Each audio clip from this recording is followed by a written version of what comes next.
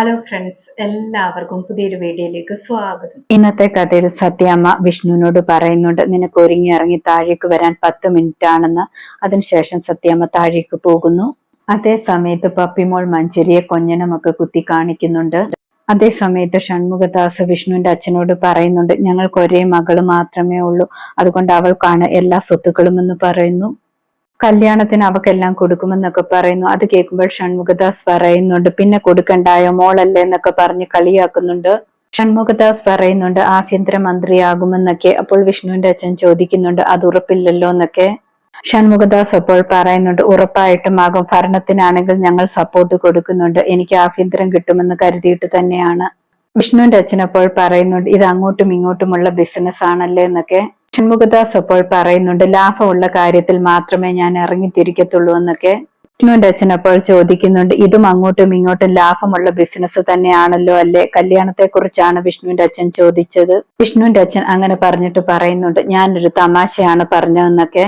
ആ സമയത്ത് പൊന്നിയാണെങ്കിൽ പിള്ളയോട് ചോദിക്കുന്നുണ്ട്, ഇത്ര നന്നായിട്ട് വിഷ്ണുവിന്റെ അച്ഛനാണെങ്കിൽ കളിയാക്കിയിട്ടും അയാൾക്കത് മനസ്സിലായില്ലല്ലോ എന്നൊക്കെ. പിള്ള അപ്പോൾ പറയുന്നുണ്ട്, അയാളെ നിനക്ക് അറിയാത്തത് കൊണ്ടാണ്, അയാൾക്ക് നല്ല തൊലിക്കട്ടിയാണെന്നൊക്കെ പറയുന്നു. സത്യമോൾ കൊഞ്ഞനം കുത്തിക്കൊണ്ടേ ഇരിക്കുന്നുണ്ട്. അത് കണ്ടിട്ടാണെങ്കിൽ മഞ്ചരി അമ്മയോട് ചോദിക്കുന്നുണ്ട്, ആ കൊച്ചേതാണെന്നൊക്കെ. മഞ്ചരിയുടെ അമ്മ അപ്പോൾ പറയുന്നുണ്ട്, ആ കൊച്ച് വളർത്തുമോന്റെ മകളാണെന്നൊക്കെ. മഞ്ചരി അപ്പോൾ ചോദിക്കുന്നുണ്ട്, വളർത്തുമകനോ എന്ന്, എനിക്ക് അതിനെ കുറിച്ച് അറിയില്ലല്ലോ എന്നൊക്കെ പറയുന്നു. അമ്മയപ്പോൾ രോഹിത്തിനെ കുറിച്ച് പറഞ്ഞു കൊടുക്കുന്നുണ്ട്.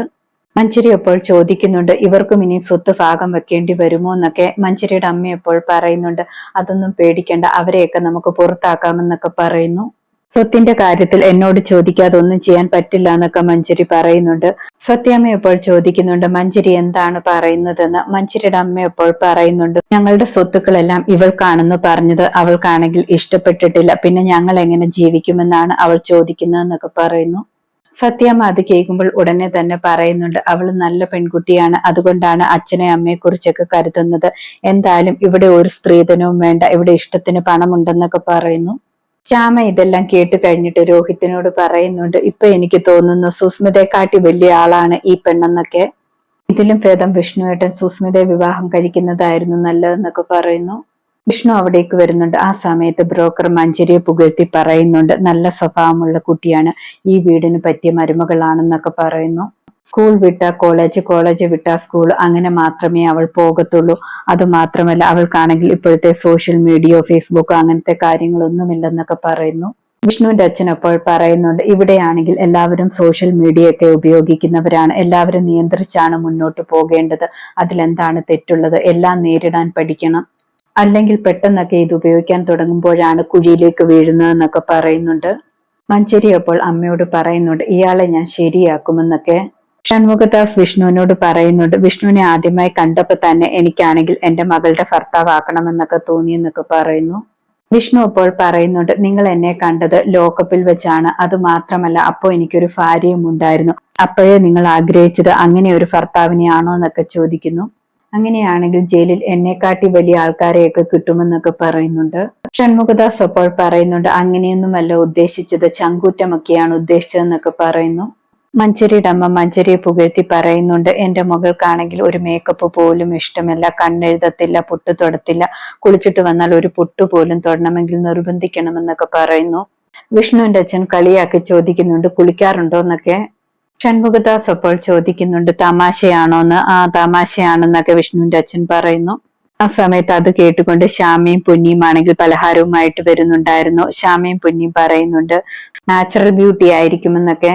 ജ്യൂസ് അവിടെ കൊണ്ടുവെക്കുമ്പോൾ സത്യാമ്മ എല്ലാവരോടും എടുത്തു കുടിക്കാനെന്ന് പറയുന്നു. ആ സമയത്ത് പപ്പിമോൾ എന്തോ ആലോചിച്ചിട്ട് പറയുന്നുണ്ട്, ആന്റിക്ക് ഞാൻ ജ്യൂസ് കൊടുക്കാമെന്ന്.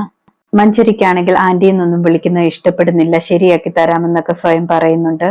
പപ്പിമോൾ ജ്യൂസുമായിട്ട് മഞ്ചരിയുടെ അടുത്തേക്ക് ചെല്ലുന്നു. പെട്ടെന്ന് കയ്യിൽ നിന്നും ജ്യൂസ് വിടുകയാണ്. അത് മഞ്ചരിയുടെ ഡ്രസ്സിലേക്ക് വീഴുന്നു. മഞ്ചരി പെട്ടെന്ന് ചാടി എഴുന്നേൽക്കുമ്പോൾ അത് താഴെ വീണ് പൊട്ടുകയാണ്.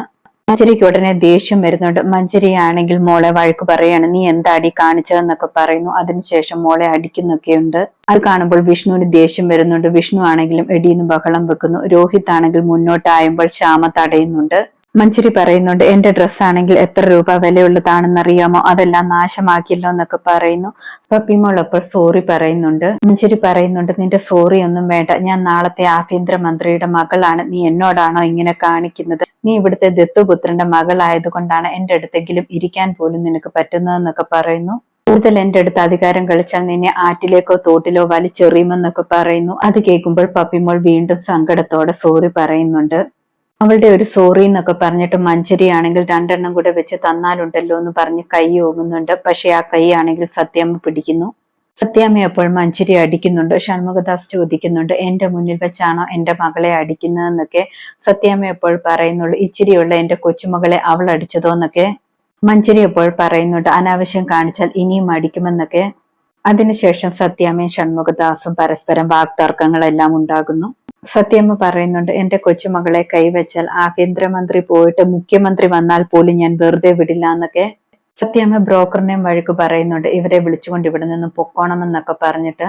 ഷൺമുഖദാസ് സത്യാമ്മയോട് പറയുന്നുണ്ട് ഇതിനൊക്കെ നിങ്ങൾ വലിയ വില കൊടുക്കേണ്ടി വരുമെന്ന്. അങ്ങനെ പറഞ്ഞിട്ട് അവരവിടെ നിന്ന് പോകുന്നുണ്ട്. എല്ലാവരും പോയതിനു ശേഷം വിഷ്ണു അമ്മയോട് ചോദിക്കുന്നുണ്ട് ഞാൻ പോകാമല്ലോ എന്ന്. അങ്ങനെ പറഞ്ഞിട്ട് വിഷ്ണു മുകളിലേക്ക് പോകുന്നു.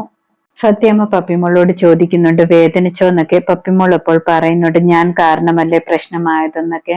സത്യാമ്മ അപ്പോൾ പറയുന്നുണ്ട് മോൾ കാരണമാണ് ആ പെൺകുട്ടിയുടെ സ്വഭാവം മനസ്സിലായത്. സത്യമോൾ വിഷ്ണു അച്ഛന്റെ അടുത്തേക്ക് പോവാന്ന് പറഞ്ഞിട്ട് മോളും മുകളിലേക്ക് പോകുന്നു. ശ്യാമ ഫാമിലി ഫോട്ടോയിലെ ശാലിനിയെ നോക്കുന്നു. ഇന്നത്തെ കഥ ഇതോടെ അവസാനിക്കുന്നു. പുതിയൊരു കഥയുമായി വീണ്ടും കാണാം. താങ്ക്